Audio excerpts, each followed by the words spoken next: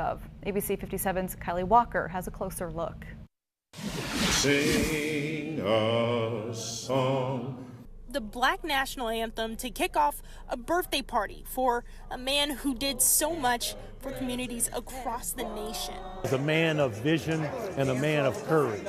The Reverend Dr. Martin Luther King Jr., leader of the civil rights movement, still being celebrated by millions on this national holiday, which is also his birthday. So I think Reverend Dr. Martin Luther King would be so proud of Martin Luther King Center in South Bend, Indiana. About 100 people packed into the gym at the Martin Luther King Center to eat, to dance, and to come together. To begin my talk, I don't want to give a quote from Dr. King.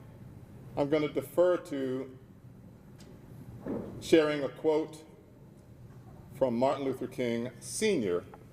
Tom Gatewood, who's a football Hall of Famer from Notre Dame, was the keynote speaker. Today, he focused on the importance of education. MLK Sr. would say, "Don't get mad, Martin. Don't get mad, get smart."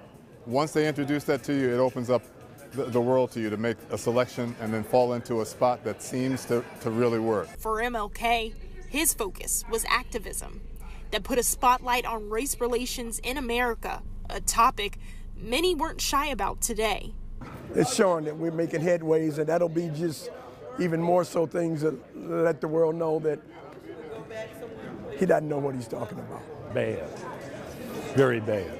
My comments and my communication is all about positive thinking, working together, and having respect of that education and the power that it can bring. A message similar to that of Dr. King's. I'm getting the feeling that if we can work together as a team, common goals, and that goal just being simple, freedom and justice for all, that we can win. Reporting in South Bend, Kylie Walker, ABC 57. This is, in my view, a terrible decision. In another move to strike out Obamacare by the president, local leaders, including Mayor Pete Buttigieg, are weighing in. It is effectively taking money out of the pockets of working Americans and a lot of people right here in South Bend. In a late-night tweet, President Trump announced he plans to end billions of dollars worth of subsidies that help insurance companies cover health costs for low-income Americans. This effectively cuts them off. These exchanges remain a very valuable resource for a lot of people. So we're trying to figure out what we can do as a city in the face of this kind of federal, frankly, attack on families. And here at the Indiana Health Center that services many of these low-income families, an office manager told me off camera the board of directors will be looking into some plans to figure out what's next for their patients that might become uninsured because of this announcement from President Trump. It's clear that potentially it could be catastrophic for low-income families, many of whom for the first time were able to purchase health insurance for their family under the Affordable Care Act. Nicole McLaughlin leads the Northern Indiana Community Coalition on Health Care, a group who monitors federal, state, and local actions regarding health care and educates the community and also advocates for people in Indiana's 2nd Congressional District.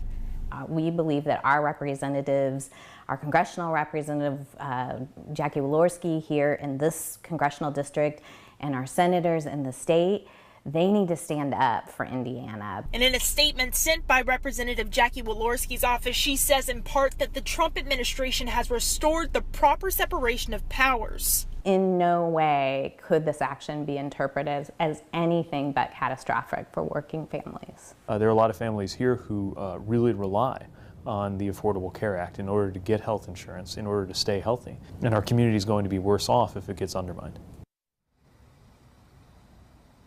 Now, coming up at ABC 57 News at 6, hear more from Mayor Buttigieg and how the city plans to help these folks that might be affected from this proposed plan coming from President Donald Trump. I'm live in South Bend. Kylie Walker, ABC 57 News.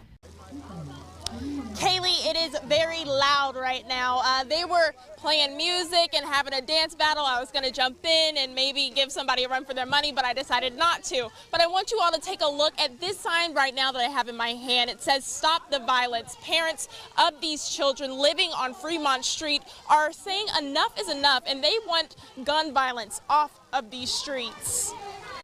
Life's too short. Let the kids live a little. And did they? One big back to school block party. Different from others, according to Kim Clowers. There's been so many events across the city that do back to school. Our main focus is stop the violence. And that's what she and the Fremont Youth Foundation's been doing since 2013, cleaning up the park, adding new equipment, and making everyone hear their voice, even Mayor Pete Buttigieg. They will stop at nothing to make sure that the children here have great opportunities. Stop the violence. That's the theme for today.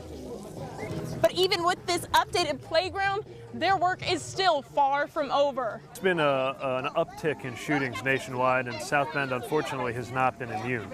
He said events like this can make all the difference. You have kids helping each other, you got parents and grandparents supporting their kids, and we're showing that there can be a healthy alternative to some of what the streets are trying to lure kids into. Let these kids grow up. You know, they need to remove these guns off the streets, period. Clowers says with all the work that they've done, Fremont Park is just a shelter, giving kids on this street a safe place to play. And if we can't do it all the time, we're definitely going to do it today. These two students came to the United States when they were just 12 and 4 years old. They got to stay because of DACA, and now with the possibility of being without it, they say their dreams might be over. And they're going to come for us. A fear of every dreamer. There is a word in Spanish that is called impotencia, impotent. That's how I feel, because there is nothing I can do to change his mind.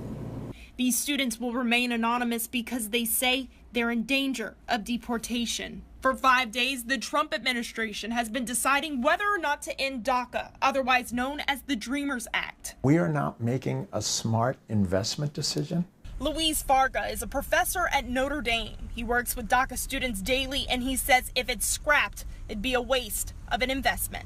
It is simply an example of our being willing to be punitive because we can be, rather than because we have to be. With over 800,000 dreamers in the U.S., about 10,000 in Indiana, and 1,200 here in South Bend, these two are asking President Trump why. He will be pushing away a lot of well-meaning people who want to make this country a better place. Created back in the Obama era, Deferred Action for Childhood Arrivals gives undocumented students a chance. I have a lot of friends, a lot of brilliant friends, friends who are striving to become doctors, lawyers like myself. And according to these students, all without financial help from the government, including FAFSA. I would say DACA students give the most to the government of what they have, and they take the least. These students take the dream, and they say they just want to give it back. I'm willing to give back to my community what they have given me. This is the only home I know. A home that may be ripped apart, leaving a son born in the U.S. without his undocumented mother. And if I get removed from this country, what happens to him? What happens to my child? Who's going to take care of him? And until then, another dreamer in constant fear. A sort of permanent stress, state of stress. Now, there will be an event held on Wednesday inviting the public to join students all over the area and calling congressional representatives and letting them know they need to support DACA. I'm live in South Bend, Kylie Walker, ABC 57 News.